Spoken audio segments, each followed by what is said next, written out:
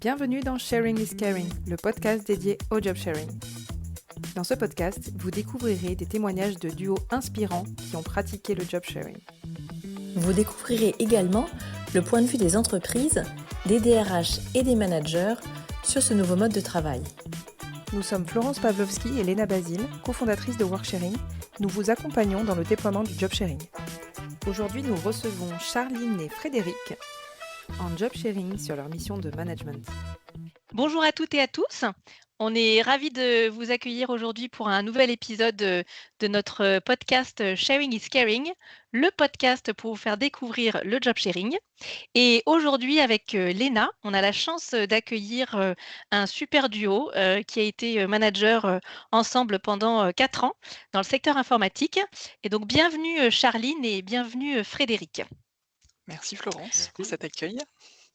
Alors, ce qu'on vous propose déjà, c'est peut-être rapidement de vous présenter, Charline et Frédéric, pour nous dire qui vous êtes et puis après, on verra après comment vous en êtes venus au job sharing.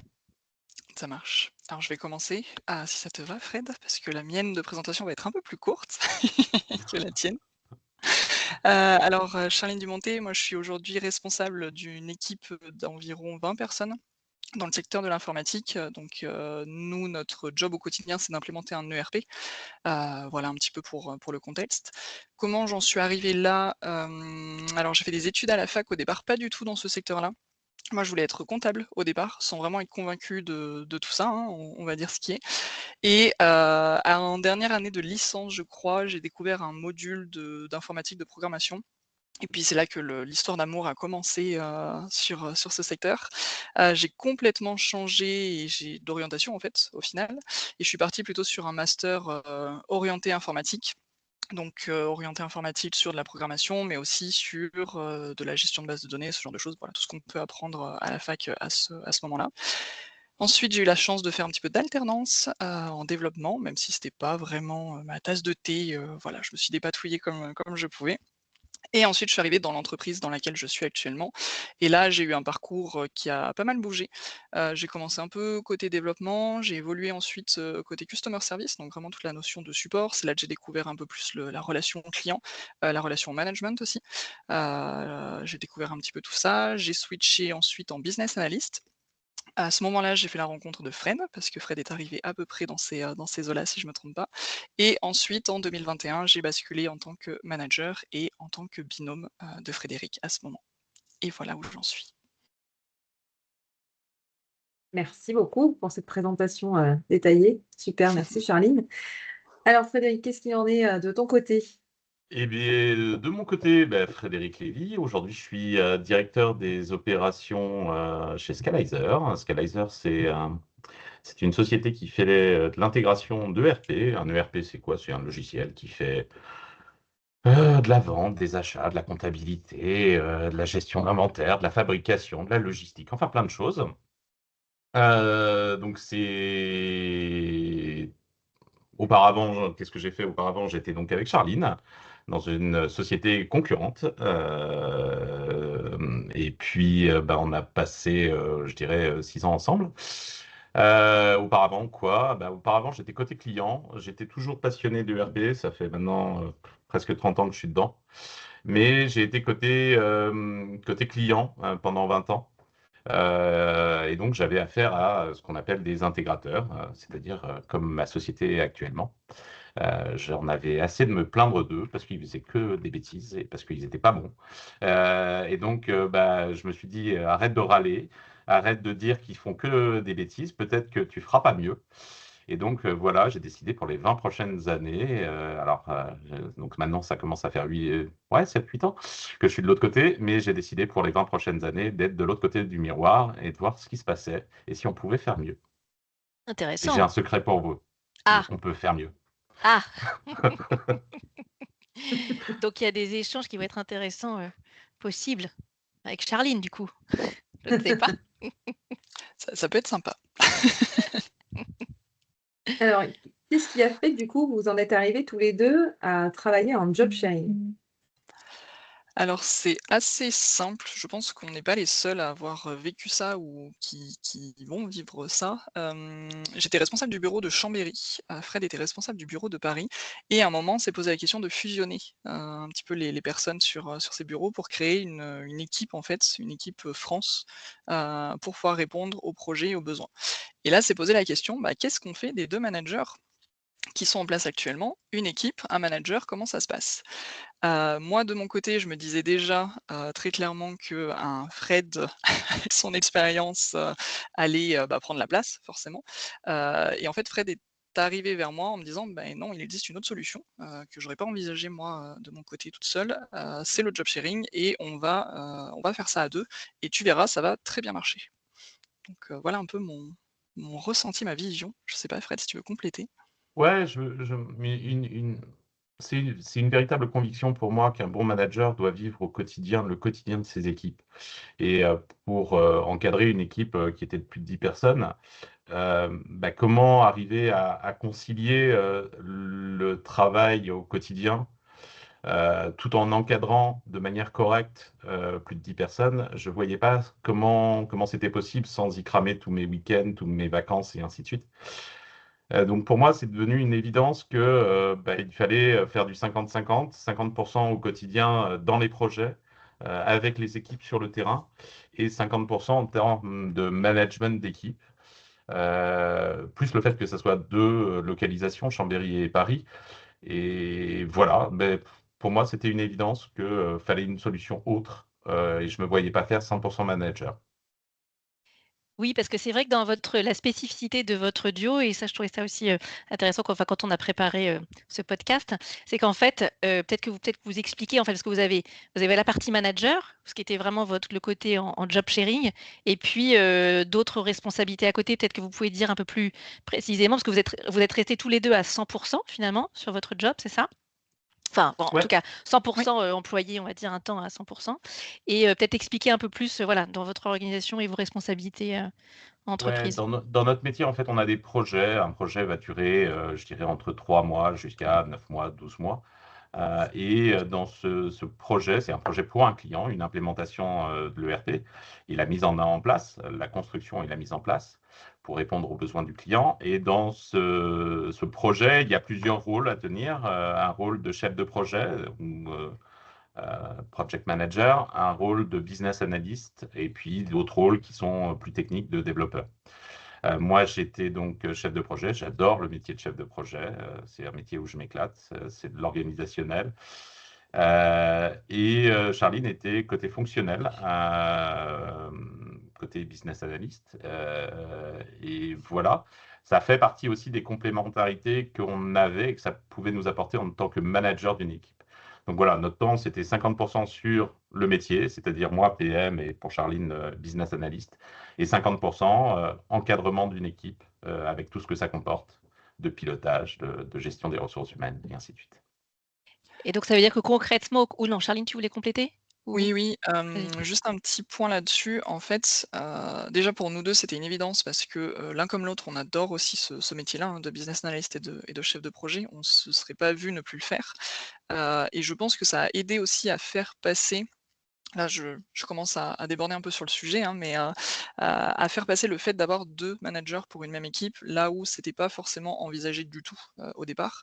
Parce qu'au moins on pouvait un peu justifier le fait d'avoir 2 personnes pour le même poste, entre guillemets. Le fait de faire ce qu'on appelle du facturable, c'est-à-dire de travailler directement pour des projets avec des heures qui, seront facturées à des clients, ça aide beaucoup sur le fait de dire: «Bah, voilà, on sera 2 pour le même poste». Donc mine de rien, c'était vraiment pas l'objectif premier quand on a envisagé cette solution-là. C'était vraiment plus, bah, d'une, comme le disait Fred, de pouvoir rester au contact des gens, rester sur le terrain parce que, pour nous, un manager a besoin de ça, pour se rendre compte un peu de la réalité des choses. Parce qu'aussi on adore tous les 2 ce métier-là. Mais mine de rien, ça nous a vraiment été très, très utile pour justifier aussi ça et pour aider à faire passer ce job sharing. Justement, j'avais une question là-dessus parce que concrètement, ça s'est passé comment? Parce que Frédéric t'a dit, bah, tiens, si on bossait en job sharing. Et concrètement, quelles ont été les étapes finalement? Comment vous l'avez présenté en interne? Comment ça s'est passé pour que ça soit accepté? Déjà, il a fallu me convaincre moi. J'ai pas forcément mis bien longtemps à être convaincue, mais puisque je connaissais pas du tout, et que Fred avait vraiment l'air convaincu lui de son côté en se disant: «Bah, non, non, mais c'est la solution évidente», il a fallu que je fasse un petit travail sur moi de me dire: «Mais comment ça va se passer?» Parce Mmh. que, bah, le binôme, on a un léger écart d'expérience, je dirais, d'âge, pour ne pas le citer.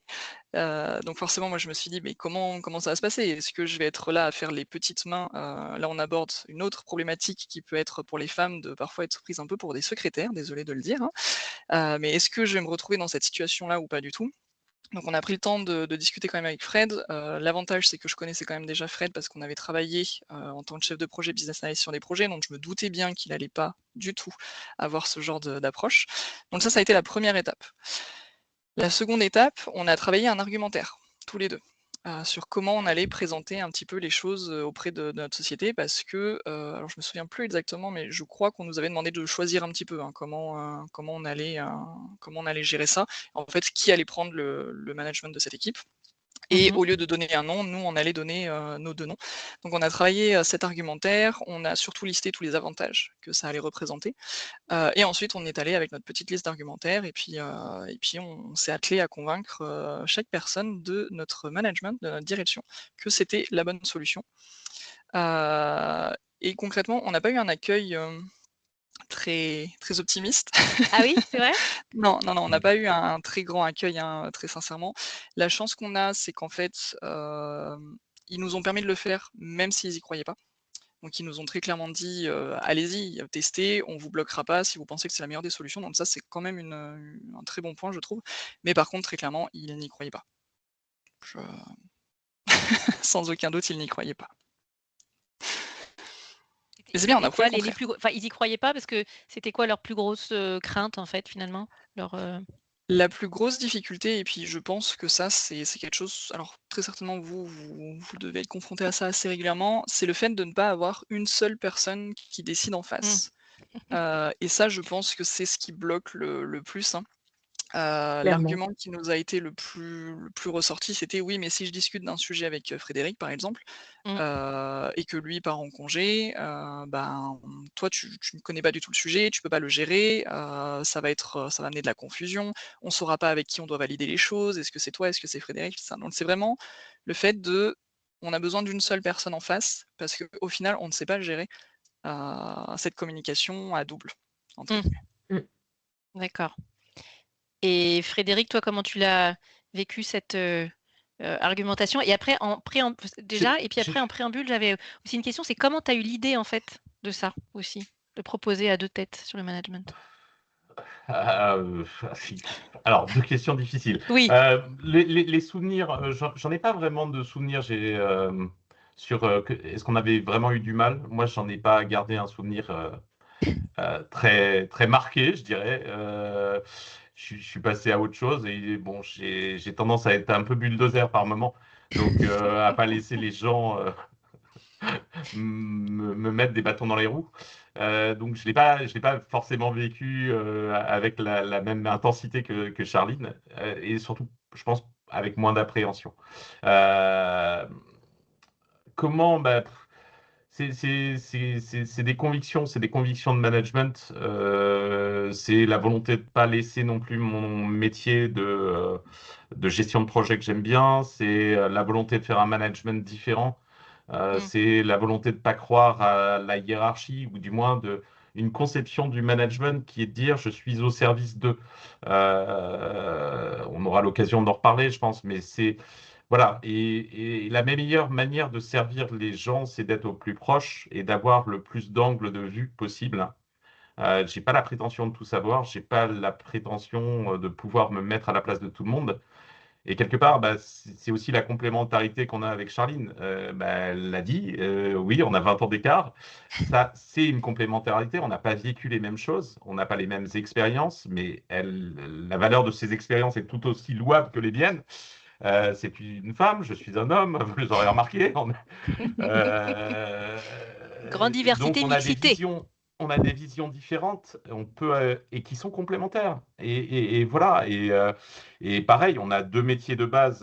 Moi, chef de projet, elle, business analyst, qui sont complémentaires dans notre métier.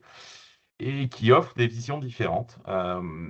Voilà. Et donc, c'est un peu ça qui m'a amené à proposer cette solution. Super.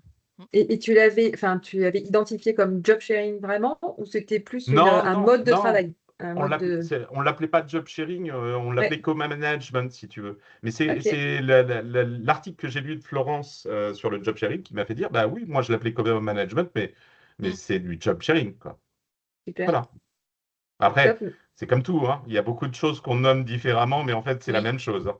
Exactement. Mais c'est intéressant parce qu'on a eu plusieurs réactions comme ça, effectivement, où on l'a pratiqué sans le savoir, entre guillemets, Mm. mais plutôt par conviction et par valeur, quelque part.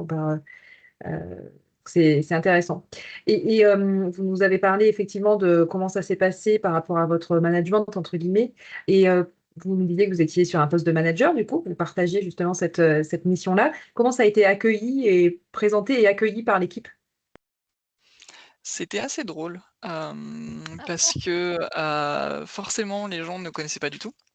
Nous, on ne savait pas trop où on mettait les pieds non plus, hein. On était convaincus que c'était la bonne solution, que ça allait fonctionner. Mais derrière, il a fallu présenter ça à toute l'équipe. Donc déjà, il a fallu gérer un peu le fait de dire maintenant on n'est plus des équipes par bureau. Enfin voilà, il y avait vraiment tous ces changements autour en plus de ça, donc ça n'a pas rendu le contexte bien plus facile. Oui, parce qu'il y avait Les Chambéry gens et Paris, c'est ça que tu c'est veux dire? ça, Enfin 2 bureaux, du c'est coup, l'idée exactement ça. c'était une seule équipe, d'accord. Et c'était à une période où on changeait complètement l'organisation. Enfin, je vais pas rentrer dans les détails, mais on avait une organisation par métier, en fait, et on basculait complètement sur une toute autre organisation avec des équipes qui contenaient plusieurs métiers. Mmh. Donc il y avait un peu tout ce changement à gérer. Les équipes étaient un peu en attente parce que, bah, qui des 2 va «gagner» entre guillemets, qui des 2 sera manager de cette fameuse équipe? Et nous, on arrive en proposant 2 noms. Et là, on a eu, des gens enthousiastes. Il y en a eu quand même quelques-uns, qui se sont dit: «Bah oui, c'est vrai, pourquoi pas, après tout, essayons». Qu'est-ce qu'ils y voyaient Mais comme avantage ou comme intérêt pour eux? Ou et ben, garder les 2, ah avoir oui, les avantages des 2 personnes, d'accord, concrètement. OK. Donc, par exemple des gens qui se seraient dit: «Tiens, je veux pas forcément que ce soit Charline qui soit le manager, pour telle ou telle raison, parce qu'elle est pas sur le bureau de Paris», par exemple, ou des gens de Mmh. Chambéry qui se seraient dit: «Bah, Fred, il est bien gentil, mais c'est un Parisien, donc non merci pour le C'est vrai, management». il y a ça aussi comme Et différence, tu as bien sûr raison. qu'il y a ça. C'est vrai? C'est vrai? Ça Vous ça Ouais, les vous ouais. plaît beaucoup? Parisiens, Nous, les Parisiens, ouais. vous les Parisiens. Donc voilà, il y avait un petit peu tout ça et il y avait des personnes qui étaient très mitigées en se disant, je pense: «Mais qu'est-ce qu'ils sont allés nous inventer pour ne pas avoir à choisir entre les 2. En gros, ne nous faites pas perdre du temps, quoi». Il y avait un D'accord. petit peu de ça. Mmh. Donc il a fallu arriver avec une approche de: «Regardez, ça va bien se passer, on va essayer des choses, on va tester», sachant que, bah, on n'avait rien de défini, hein. On s'est vraiment dit: «Non, mais c'est sûr que ça va fonctionner», mais on n'avait pas posé les bases et en fait, ces bases, on les a construites au fur et à mesure. Donc arriver comme ça devant une équipe en disant: «En fait, on n'a pas choisi une personne, mais mais on a choisi 2 personnes et vous verrez, ça va très bien se passer». Mais globalement, on était dans une entreprise très, bienveillante. Les gens se sont globalement dit: «Bon, bah, allez-y, testons et on verra ce que vous mettez en place». Mais au départ, on avait quand même un petit peu de pression de se dire: «Faut que ça marche. Faut que ça marche Mmh. parce on peut pas arriver et annoncer ça en étant aussi convaincu et ne pas faire en sorte que ça fonctionne, derrière». Mmh. Et toi, Frédéric, comment tu l'as vécu ou abordé, cette annonce et cette, oui, à l'équipe? Ouais, alors bon, c'est aussi mon trait de caractère, ça m'inquiète pas forcément et j'ai tendance à foncer dedans, mais et puis, bah, quand il y a des problèmes, voilà. Après, ce qui m'a beaucoup amusé dans les démarrages, c'est quand il y en a certains qui ont commencé à jouer un peu, papa contre maman. Ah, Ça, c'était assez drôle. Ça m'a beaucoup fait rire parce que tout de suite, avec Charline, on a pris un parti pris, c'est de se dire et d'être totalement transparent. Et toute l'information qu'avait l'un, l'autre l'avait également. mmh, Parce que sinon, bah, ça peut pas marcher. Sinon, on n'est pas interchangeable.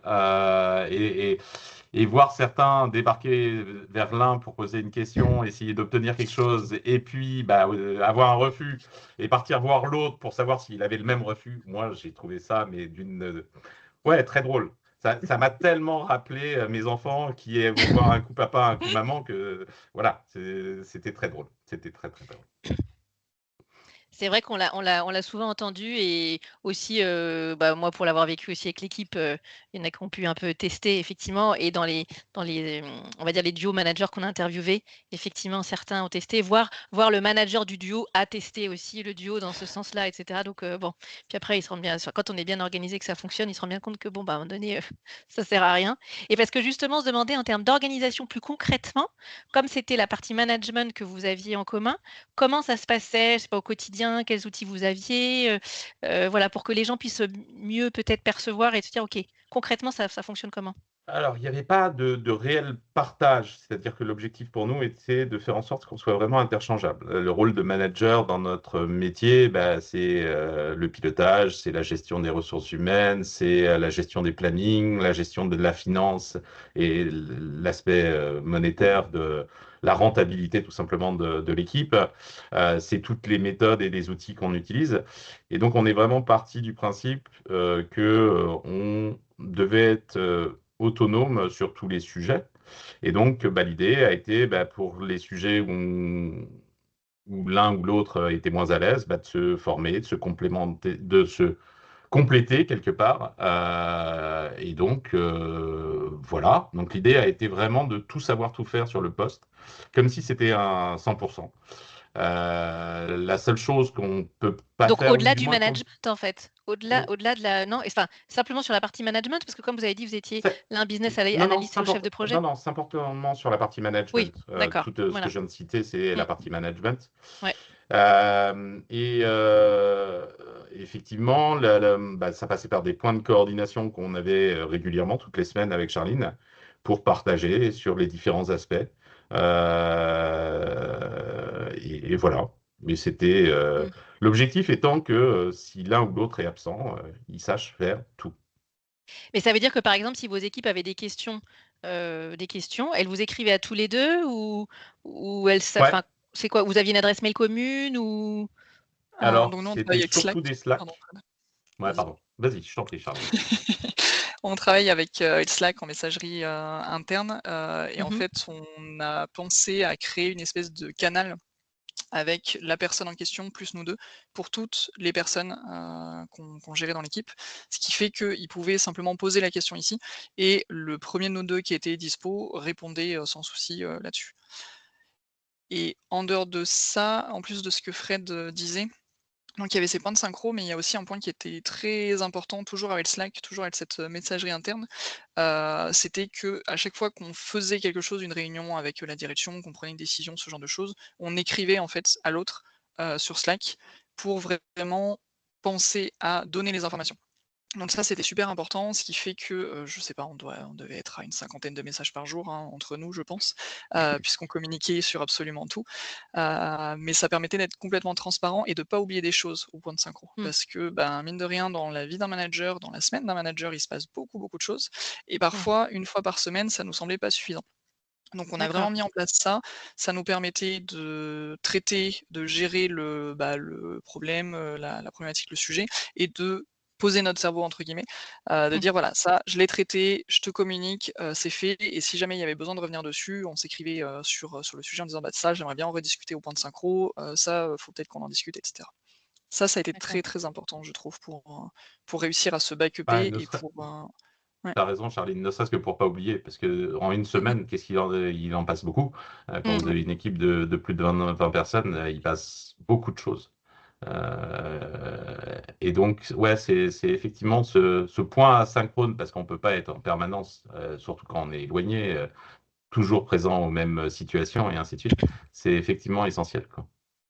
Et ça veut dire que si pour les points, avec vos équipes, je sais pas si vous aviez des one to one, je sais pas comment vous appelez ça, comment ça se passait en fait? Et qui dépendait de qui? Parce que souvent on a la question, quand on a un duo, alors c'est plutôt toi Léna qui maîtrise la partie RH, mais on doit reporter à une personne en particulier, ce qui fait que voilà comment c'était réparti et comment se passaient aussi après les échanges avec, chaque personne de l'équipe en fait? On a réparti les personnes, on a fait simple pour les personnes des bureaux, les personnes de Paris avec, Fred, les personnes de Mmh. Chambéry avec moi, ce qui était logique et après on a au moins, peut-être pas la moitié, mais quasiment la moitié des personnes qui sont en remote, et là on s'est répartis, on a essayé vraiment de, comment dire? De, d'avoir quelque chose d'équilibré, d'avoir un petit peu tous les profils, d'avoir des personnes par exemple, une personne qui allait assez régulièrement sur le bureau de Paris, qui était plutôt gérée par moi, pour essayer de mixer un petit peu tout ça. Le Ah oui. seul petit point sur lequel on n'a pas trop mixé, c'est sur les développeurs, parce que j'ai, du fait d'avoir fait du développement, un petit peu plus d'affinité pour, on va dire, pour le métier de développement, et Fred, en tant que chef de projet, est beaucoup plus éloigné du développement que moi. Donc ça faisait pas forcément de sens d'avoir, Fred qui faisait des one-one de ces personnes. Au départ, on a tenté aussi, ça c'était intéressant, on a tenté de toujours être là pour surtout les entretiens de fin d'année. Donc être tous les 2 là pour tous les entretiens de fin d'année, et sur une équipe de 20 personnes, c'était pas possible, et donc Ah là, on oui. s'est dit: «Non, il vaut mieux communiquer très clairement, voilà les décisions qui ont été prises, voilà les discussions, mais garder cette répartition parce que sinon c'était trop». Donc ça, on a testé, ça a pas très bien fonctionné. Ouais, c'était surtout un problème de temps, quoi. C'est que ça Oui, consommait oui, beaucoup totalement. trop de temps en termes de Mmh. charge. Après, on passait toujours notre temps à préparer les entretiens annuels ensemble, c'est-à-dire qu'on se Ah oui. débriefait avant sur chacun, et puis a posteriori des entretiens annuels, on faisait un débrief de tout ce qui s'était passé. Mais effectivement, le fait de les faire à deux, c'est pas que ça marchait pas, c'est juste que en termes de temps, ça consommait beaucoup trop, c'est tout. Bien sûr. Ce qui Oui, se c'était pas comprend. forcément pertinent en plus, hein, Mmh. d'avoir, Oui, sachant non, qu'on en débriefait plus, au un an final, après. Est-ce que ça a apporté tant que ça? Je suis pas convaincu, très ouais, non. sincèrement. Et dans le quotidien, enfin, par rapport à cette expérience qui a duré quand même 4 ans, tous les deux, qu'est-ce que vous en avez retiré? Qu'est-ce que vous avez appris, on va dire, sur vous, sur ce mode de travail, et qu'est-ce que ça vous a permis d'acquérir, on va dire? Vas-y Fred, Euh, je commence. Bon, vas-y. le premier aspect, c'est, je dirais, de la sérénité. Ouais. Euh, Jamais être seul sur une prise de décision. Et donc, une énorme baisse de la charge mentale. Mhm. Euh, et ça se ressent dans plein de choses. La charge mentale, voilà, c'est un élément qui vient pénaliser toute votre capacité à réfléchir et toute votre capacité à prendre des bonnes décisions. Et ça, je pense que c'est le facteur et l'apport pour moi qui a été le plus important. Après, le deuxième que je citerai, c'est le fait d'avoir des prises de décision systématiques, même en cas d'absence. On voit Ah sur oui. une année, tout le monde a 8 semaines, on va dire, allez, grosso modo, de vacances, allez, entre 6 et 7, bref. Mmh. Mais l'équipe, elle doit vivre pendant ce temps-là. Enfin, ça ne doit pas s'arrêter, ça doit continuer à vivre, ça évolue. Et ça, c'est important. C'est important qu'une équipe ne soit pas à l'arrêt parce que son manager n'est pas là. Et ça, c'est un confort qui est énorme, qu'apporte le job sharing. Et puis, l'autre aspect, c'est pouvoir faire un deuxième métier, faire deux métiers en un, être manager Mmh. et rester dans le feu de l'action et pouvoir vivre ce que vit l'équipe au quotidien. Ça, c'est le dernier aspect qui, pour moi, est important dans le job sharing. Mhm. Super. Et pour toi, Charline? C'est marrant, j'aurais dit sérénité aussi en tout premier. La T'as la pas le le droit, stress. je l'ai dit en Ouais, premier. oui, c'est vrai, je l'ai donc, t'inquiète pas. Vous êtes raccord, vous êtes raccord. Ouais, ça va, on voit qu'on a bossé un peu ensemble, quoi.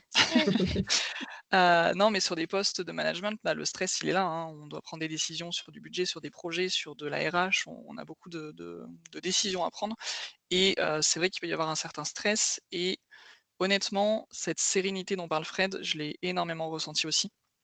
Il y en avait besoin, parce qu'on a fait quand même beaucoup, beaucoup de choses en 4 ans. On a eu énormément de sujets à traiter. On a traité des sujets internes à l'entreprise, des sujets transverses, donc sans Fred, sans le job sharing, ça aurait été très compliqué de tout gérer, sans, comme il l'a dit au tout début, hein, sans passer les week-ends et les vacances dessus. Mmh. Donc ça, c'est vraiment le premier Mhm. point, même si ça compte pas trop parce il l'a déjà dit. Heu, pour moi, il y a un Ça autre. renforce le C'est point. ça, je le pousse un peu. Pour moi, il y a un aspect qui a été très important de mon point de vue, ça a été la notion d'apprentissage. Parce que, Mmh. moi, j'avais besoin d'apprendre, hein, sur ce poste-là. J'étais toute jeune, on va dire, il y a encore 4 ans, et le fait de pouvoir faire ça avec une personne en binôme, l'apprentissage a été très, très, très rapide. Et honnêtement, moi qui adore apprendre, ça a été, Ça a été vraiment parfait. Et le point, je dirais vraiment le plus important, c'est la qualité. Je sais pas si je peux le dire comme ça, la qualité du management entre guillemets. Ça fait peut-être pas trop de sens, mais ce que je veux dire là-dedans, c'est que, Fred, c'était mon plus grand critique entre guillemets. C'est la personne qui ne se gênait pas du tout et moi pour lui, exactement de la même façon, ne se gênait pas du tout pour dire: «Là, je suis pas d'accord, là, on peut faire mieux, Mmh. est-ce que tu as pensé à ça?» Et donc ce cette notion de toujours venir «challenger l'autre» entre guillemets et mais Mmh. toujours avec bienveillance, toujours, il faut qu'on s'améliore, tous les 2 ensemble. Ça pour moi, ça apporte une qualité que je n'ai jamais vue, ailleurs au final et puisqu'on est 2, on a toujours envie d'évoluer et de faire mieux pour l'autre entre guillemets, pour ce binôme qu'on a créé, parce que c'est pas juste nous face à tout ça. Donc Mmh. ça pour moi, c'était vraiment la plus belle partie, je dirais, du job sharing. Mmh.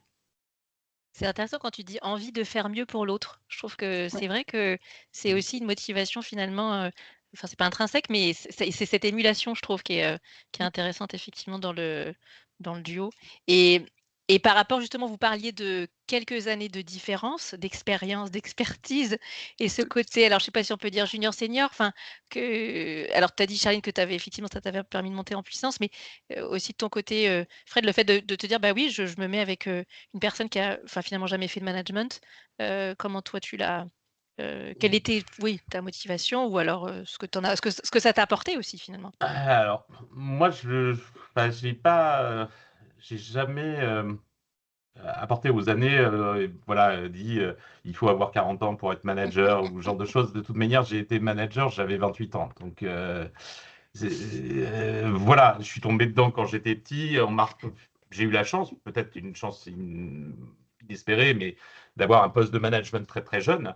Et donc, enfin, voilà, j'ai été jeune manager. J'ai pas perçu ça comme une tare ou comme quelque chose où j'étais pas capable, ou j'ai été Mmh, capable jeune. Donc, j'avais pas de doute. Pour moi, c'était un non-sujet. Enfin, ok, Charline a 30 ans, et alors, quoi. Et elle a un cerveau, elle a une appétence pour le management. Et pourquoi je lui dirais que c'est pas normal? Pourquoi je lui... Non, c'était pas en moi, c'était pas, ça m'a même pas percuté, je dirais. Je vois pas ça comme un inconvénient. mmh, Mmh. d'accord.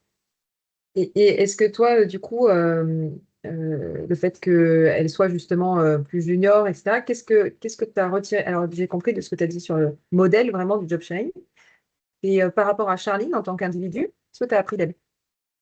Mais en fait, je vais reprendre alors, j'ai été pendant longtemps formateur et je faisais de la formation, notamment en communication. Et il y a un truc qu'on a l'habitude de dire, c'est la roue de l'apprentissage.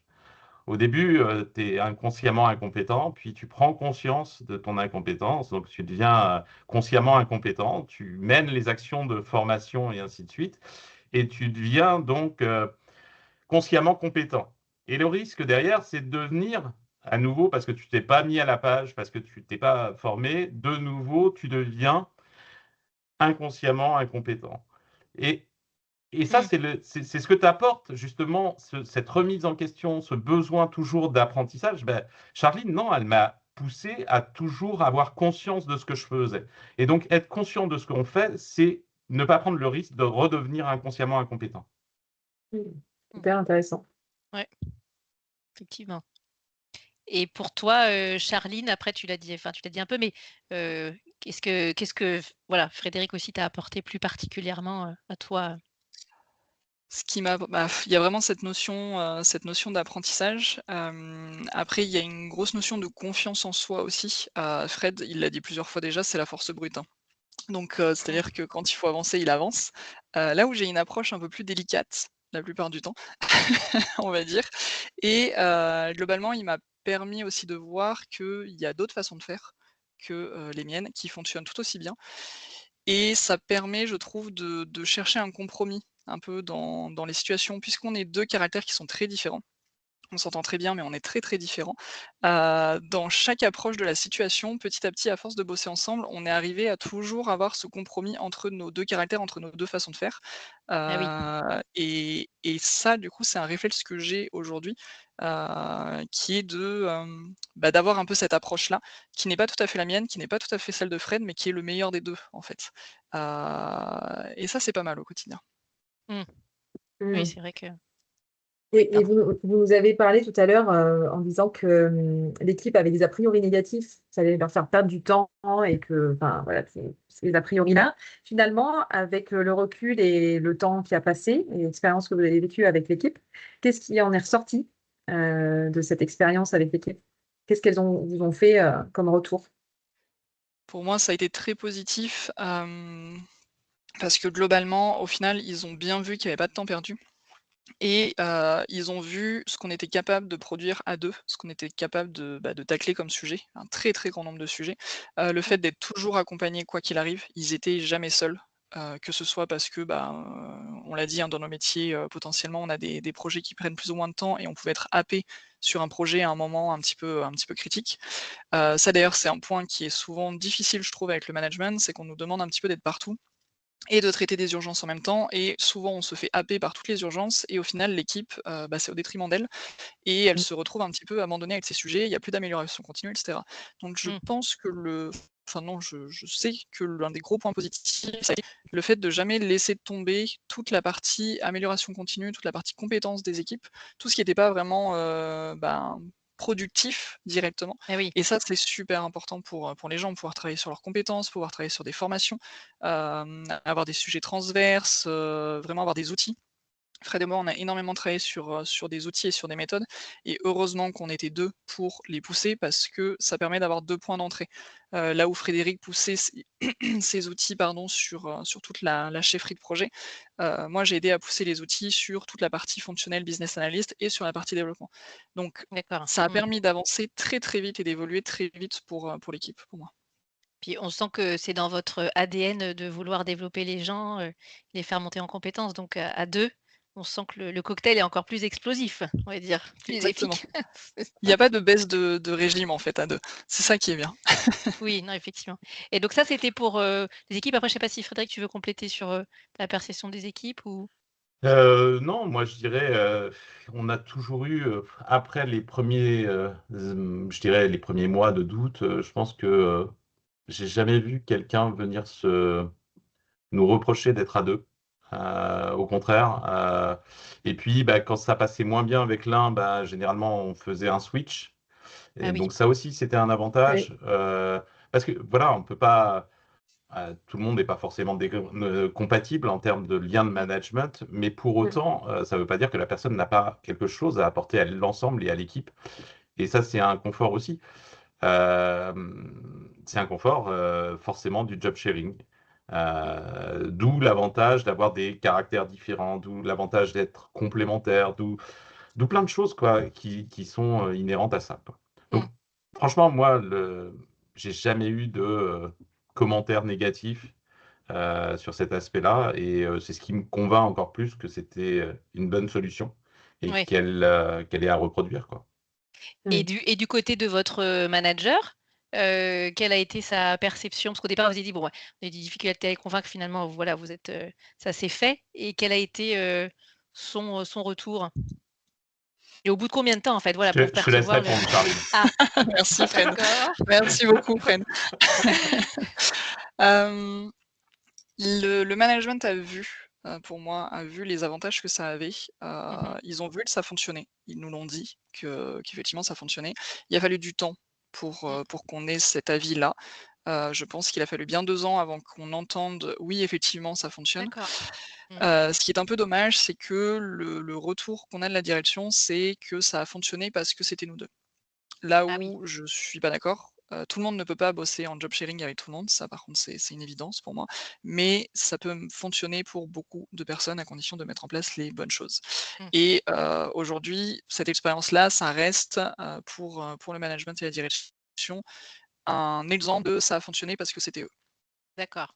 Mmh. ce qui est un peu dommage. Oui. Mm. Mais c'est pour ça que c'est intéressant d'avoir des témoignages et nous aussi, Oui, c'est pour ça qu'on a créé ce podcast avec Léna, pour pouvoir interviewer plusieurs, duos et de montrer que c'est pas enfin, voilà, ça fonctionne et c'est pas juste bah, effectivement, il y a 2 personnes, il faut avoir l'alchimie, mais après, si chacun a le bon état d'esprit, le bon mindset, ça peut fonctionner parce que juste aussi, je sais quand on a préparé, vous aviez dit, vous avez essayé aussi un duo à un trio finalement, oui, avec une troisième personne et vous m'aviez dit, bah, en fait, au final, ça n'a pas fonctionné parce que la personne n'avait pas le même mindset, c'est ça, hein? Elle voulait avoir tout ses à fait. propres, Ouais. projets et On cetera. n'avait pas les mêmes, c'est ça, on n'avait pas les mêmes, alors je dirais pas les mêmes valeurs parce que quand même on partageait pas mal de valeurs, mais on Mmh. n'avait pas la même vision de ce que devait être ce job sharing. Là où Mmh. Fred et moi, on est vraiment convaincus qu'il faut pouvoir se backuper sur, allez, on va dire 98 de nos tâches, parce que c'est pas non plus possible de faire ça sur absolument tout, faut rester, Mmh. réaliste. Cette personne-là souhaitait qu'on se partage totalement certaines tâches et pour donner un exemple, elle avait proposé que lui et moi on prenne, la partie RH, gestion des personnes et que Mmh. Fred se concentre beaucoup plus, lui de son côté sur les ventes. Donc ça aurait coupé Fred de toute une partie, Mmh. RH qui est essentielle pour la gestion d'équipe et ça nous aurait Bah coupé oui. nous de toute une partie, vente qui est essentielle pour comprendre notre métier, le marché et cetera. Et donc ça peut pas marcher. Mmh. Hmm. Ah, D'accord. c'est notre conviction. Et puis c'est cette volonté de Mmh. toujours siloter, cette vieille conception, je dirais, du silo, Mmh. que l'on retrouve dans tellement d'entreprises. Et pour moi, c'est un tout. Enfin, gérer un planning, c'est avant tout gérer des ressources humaines qui sont derrière un planning. Gérer de la vente, bah, c'est gérer une équipe qui est derrière. Enfin, tout est intimement lié les uns aux autres. Et c'est ça la force aussi de pouvoir adresser le management dans son ensemble. C'est de tenir compte de tous les effets que l'un peut avoir sur l'autre. Et c'est ce qu'on aurait perdu si on s'était partagé certaines tâches. Et ça donne pour moi, alors certes, une simplicité, hein. Ça simplifie énormément les choses. Je vois que le pan d'un problème, un seul aspect. Mmh. Bien sûr, c'est beaucoup plus simple. Mais est-ce que c'est efficace? Je n'en suis Mmh. pas sûr. Et justement, pour rebondir, parce que là, vous nous avez parlé effectivement des réussites, des points positifs, et on commence un peu à aborder justement les points qui ont été un peu durs ou plus compliqués. Est-ce que vous avez, quels sont le type de difficultés auxquelles vous vous êtes confrontés durant cette période-là? Et si vous pouvez nous en parler dans les grandes lignes. Je démarre Fred? Hmm. Allez. Alors moi, il y a eu une difficulté vraiment personnelle qui là est vraiment uniquement de mon côté, qui ne concerne pas forcément, je l'espère en tout cas, toutes les personnes qui vont faire du job sharing. J'en ai déjà parlé au début avec cette différence énorme d'expérience. Moi, je suis arrivé là-dedans en me disant: «Mais en fait, je ne peux rien apporter et je vais simplement prendre les connaissances de Fred, et Mmh. puis, on va se contenter d'avoir ce duo, mentor en fait, mentoré, et c'est tout ce qui se passera». Donc il a fallu que je passe un peu cette étape-là, d'autant Syndrome de qu'il y a l'imposteur. quand même pardon? Le syndrome de J'ai l'imposteur. Oui, un petit peu, légèrement, très légèrement. Et puis il y a quand même une image, quand on arrive dans une entreprise en tant que manager, il faut bien s'imaginer qu'on a, la personne qui bosse là-dedans depuis, plus de 20 ans avec sa grosse voix, qui en impose et la petite jeune de 30 ans qui arrive, qui a jamais été manager. Donc il y avait aussi cette image-là, Mmh. hem contre laquelle il a fallu que je me «batte» un petit peu entre guillemets, dans le sens où au début, les gens et surtout la direction de management s'adressaient surtout à Frédéric.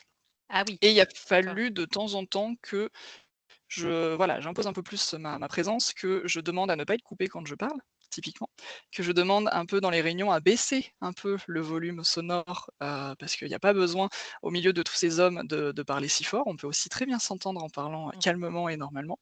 Donc voilà, il y a eu un petit peu ça, ça a pas duré forcément très longtemps. Fred a vraiment été là de toute façon pour m'épauler là-dessus, mais il a fallu passer ça et ensuite il a fallu habituer les gens en face. Ça pour moi, ça a été la plus grosse difficulté au fait d'avoir 2 personnes et si ça a été assez fluide sur l'équipe, ça a été plus compliqué d'un point de vue, management direction, Mmh. parce qu'il a fallu les habituer en fait à avoir 2 têtes pensantes en face et ça peut être un peu compliqué pour une personne de se retrouver face à n seule en fait Oui. face à nous 2. Mmh. Et donc il fallait pas que ce soit vécu comme Mm. une «agression» entre guillemets ou comme, étant, supérieur, numériquement. Voilà, il y a eu ce petit aspect-là aussi à gérer que je n'ai pas du tout anticipé. Très sincèrement, moi, ça m'était complètement sorti de la tête. J'aurais jamais imaginé ça. Mais on l'a ressenti. On l'a ressenti où dans une réunion, les personnes se retrouvaient seules face à 2 personnes qui fonctionnent très bien en binôme, qui se complètent très bien, qui avancent parce qu'elles ont l'énergie pour, parce que, il y a tous les avantages du job sharing et ça peut être un peu, fatigant, on va dire, pour les personnes en Mmh. face. D'accord. Et pour toi, Je te laisse Frédéric? compléter, Clément. Ouais, non, les difficultés sont principalement sur le management au-dessus, sur le top management. Mmh. En dessous, j'en ai pas constaté, ou du moins, une fois les premiers écueils gommés, il y en avait plus. Mais effectivement, la difficulté, elle vient surtout du fait qu'ils y croyaient pas et qu'ils, enfin, c'est la nature humaine, hein. Quand on a une première opinion, on cherche à la confirmer. Et en fait, tout a Ouais, c'est vrai. été, tout a été fait, ou du moins axé les premiers mois, voire années, sur ça peut pas marcher, j'en avais la conviction, ça ne doit pas marcher. Mmh. Et en fait, ça devient épuisant. Et en fait, à un moment où on avait une forte croissance, leur seul objectif, c'était de venir splitter l'équipe de la France en 2 morceaux. Et ils ne voulaient que ça, quoi. Alors que nous, non, on était convaincus qu'on voulait conserver, certes grossir, mais conserver 2 têtes, voire 3 têtes, comme on a pu essayer. Mais Mmh. en fait, leur enjeu, c'était non, ça ne doit pas marcher. Donc, pour que ça ne marche pas, votre équipe va tellement grossir qu'elle doit devenir 2 équipes et un seul manager. Et ça, ouais, c'est une difficulté. C'est épuisant de se battre toujours pour la même chose parce qu'ils n'y voient pas les avantages. Mmh. Bon, finalement, vous en êtes bien sortis et vous en avez fait un succès, une réussite. Donc, c'est plutôt Tout à positif, fait. comme quoi les convictions payent. Oui. Et justement, si vous aviez chacun, rapidement 3 trucs, et astuces pour dire que le job sharing pour que, voilà, pour dire que ça fonctionne, ça serait quoi? Beaucoup de transparence. Il faut Mmh. vraiment que l'information, elle soit fluide et puis peu importe quel type d'information, toutes les informations doivent circuler, très librement. Ouais. Il doit pas y avoir je sais pas, de honte ou de pas oser partager un sujet. Non, tout doit être partagé.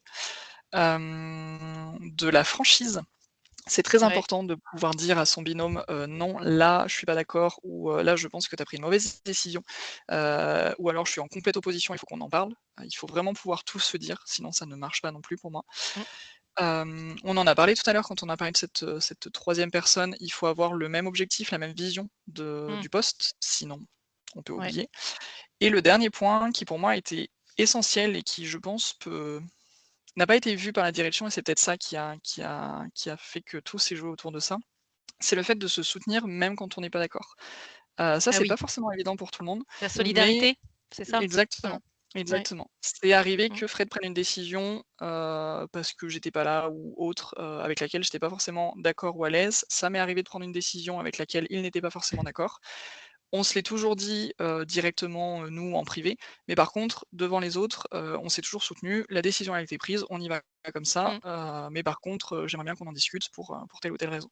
Mais toujours, toujours se soutenir, là-dessus, pour moi, c'est essentiel. Mmh. C'est indispensable parce que sinon, Mmh. justement, on retombe dans le syndrome papa contre maman, quoi. Ouais. Ouais. Et là, Et c'est la ça peut pas cata. marcher. Et là, c'est la Oui. cata. Mais voilà, c'est comme la vie de famille. C'est pareil. C'est exactement pareil. Ouais. Oui, toutes les décisions, on n'est pas forcément d'accord. C'est évident. On Mmh. reste 2 êtres humains différents avec nos appétences. Et on a beau partager énormément de choses et être le plus transparent possible, mais il y a des moments où dans l'action, voilà, on réagit et donc et cette réaction n'est pas forcément concertée par les 2 points de vue, quoi. Mmh. Mais faut soutenir l'autre, quoi, c'est clair. Mmh. Et Frédéric, non, par rapport à ce qu'a dit Charline, il y a d'autres points que tu veux Bah, ajouter ou écoute, sur j'aurais les dit trucs et astuces, exactement les les mêmes, tips? c'est ça le Ouais. problème. Le problème de travailler pendant 4 ans ensemble, si tu veux, et de partager tout, c'est que tu C'est finis vous par êtes ne plus trop savoir quelle est l'idée de la paternité d'une idée ou la Exactement. maternité d'une idée, si tu veux. c'est Ça ça qui est devient très génial. compliqué, très, très Ouais. compliqué. Tu deviens inconsciemment, comment tu dis? Alors pas incompétent, mais inconsciemment, je sais pas, Inconsciemment compétent. Compétent. décisionnel, compétent, c'est ça, aligné, voilà, c'est un peu ça. Aligné, voilà, parfaitement aligné. Ah, super. Bah, si, du coup, si on vous avait fait réfléchir un petit peu à un sujet, si vous deviez décrire justement et l'un et l'autre en 3 mots, qu'est-ce que vous diriez? Charline, qu'est-ce que tu dirais sur Frédéric? C'est la seule question que j'ai préparée. Attention. Et je ne sais même plus où je l'ai mise, tu vois? Je Ah, sais même pas, elle est même tu pas là. Mais c'est pas grave, je m'en souviens. Si j'avais 3 mots à dire, je dirais anticipation. déjà pour commencer. Fred a une capacité d'anticipation qui est impressionnante et qui doit être dite, c'est important, qui est super utile dans un poste de job sharing. La deuxième, c'est la force. On en a parlé plusieurs fois déjà pendant ce podcast. Fred, c'est une force brute. C'est assez impressionnant et c'est très agréable de bosser avec quelqu'un comme ça. Et le dernier, il va te faire sourire, Fred, c'est l'optimisme. Fred est un très grand optimiste. D'accord. Super, C'est merci. vrai. Alors, et si on fait le jeu à l'inverse, Frédéric, qu'est-ce que À l'inverse, tu en dirais? fait, c'est des atouts qui, moi, me manquent. Charline, c'est de l'empathie à haute dose. Et cette empathie, elle a énormément d'avantages quand tu manages une équipe. C'est un capteur à elle toute seule de toutes les ambiances et de toute la santé mentale de l'équipe. Et ça, c'est quelque chose que je suis loin de pouvoir posséder et qui apporte énormément de complémentarité à l'anticipation qu'elle citait tout à l'heure. Parce que justement, bien anticiper, c'est aussi avoir des bons détecteurs. Et ça, Charline, c'est son truc. Beaucoup plus diplomate, très diplomate, Charline. Vous l'avez compris, c'est pas mon fort. Et ça vient me compléter à merveille parce qu'effectivement, Charline a une capacité de diplomatie que je suis loin d'avoir. Et puis, si je devais donner un dernier, mais c'est une soif d'apprendre pour Charline, de se dépasser, d'être toujours meilleur que la veille. Et ça, au quotidien, tu parlais de ma force, mais ça aussi, c'est quelque chose qui alimente aussi cette force. Vouloir toujours aller, vouloir toujours faire mieux, vouloir toujours que le lendemain soit plus joli que la veille. C'est joliment Magnifique. dit. Ouais. Ouais. Une belle complémentarité, on sent bien, et on l'a senti tout au long, je trouve, du podcast en vous écoutant. Ça transparaît aussi, donc ça c'est génial. Je pense que ceux qui nous écouteront le percevront aussi. On va arriver à la fin de notre session. On était ravis de vous accueillir. Moi, ce que je me suis noté, je sais pas, ce que je retiens aussi, je trouvais ça le côté envie de mieux faire pour l'autre. C'est vrai que ça, je trouve que c'est une vraie force. Et puis cette idée de inconsciemment compétent, incompétent, je vais revoir la roue de la formation, je pense que, et de se rechallenger, je trouve que c'est aussi hyper intéressant. Et puis le fait de casser ces silos. Je pense que vous avez eu le courage en fait de proposer quelque chose de nouveau et de le tenir sur la durée et que ça soit efficace. Ouais, un grand merci à tous les deux, en tout cas, pour votre authenticité, votre énergie qui passe à travers l'écran. Et puis, c'est vrai que c'est encore une forme qu'on n'avait pas encore abordée durant nos épisodes précédents du podcast. Donc, ça vient enrichir encore plus. Donc, comme quoi, ce mode de travail est tellement riche, c'est génial. Merci beaucoup d'avoir partagé votre expérience de cette façon-là. Et Merci si vous à vous aviez, surtout de nous avoir, merci de nous avoir donné l'occasion de partager ça et de revivre ça un peu. Le job sharing, pour moi, si je devais juste conclure, en c'est une devise, voilà, c'est ça que j'allais une demander. devise. Oui, ou je sais C'est pas une votre. drogue. C'est une drogue. C'est une drogue. Et Ouais. ça fait maintenant 3-4 mois qu'on travaille plus ensemble avec Charline et c'est une drogue qui me manque. Ah. C'est terrible. Totalement. Voilà, Oui. c'est l'addiction. Oui. Et Vous pour êtes toi, en phase Charline, drive. qu'est-ce que tu dirais Je comme devise j'ai sur pas le. mieux. T'as pas Honnêtement, mieux. je dis pas mieux, je partage totalement. Avec Fred, on discute énormément par message sur ah bah oui, mais moi j'ai plutôt mis ça en place, qu'est-ce que t'en penses, etc. Parce que c'est une drogue et ça a tellement d'avantages. Enfin, c'est ce que je disais, la qualité qu'on obtient derrière, elle est inestimable pour moi. Donc oui, ça manque. Vous lancez pas là-dedans, ça manque trop après. Ne commencez pas. C'est ça. Ça Ou donne n'arrêtez justement pas. envie de se lancer. Justement. Grand merci à tous les deux. C'était un vrai plaisir pour Merci nous. beaucoup. On vous souhaite une belle poursuite et qui sait, peut-être qu'un jour vous retrouverez en duo, on ne sait jamais, je ne sais pas, ou avec d'autres personnes. Voilà. Un grand merci à vous et puis on est sûr qu'effectivement que ça inspirera aussi les personnes qui écouteront notre podcast. À très bientôt. Merci. À bientôt. Merci. Au revoir. Merci à vous. À bientôt. Nous sommes ravis d'avoir passé ce moment avec vous. Nous espérons que vous en avez appris un peu plus sur le job sharing. Si vous avez aimé l'épisode, n'hésitez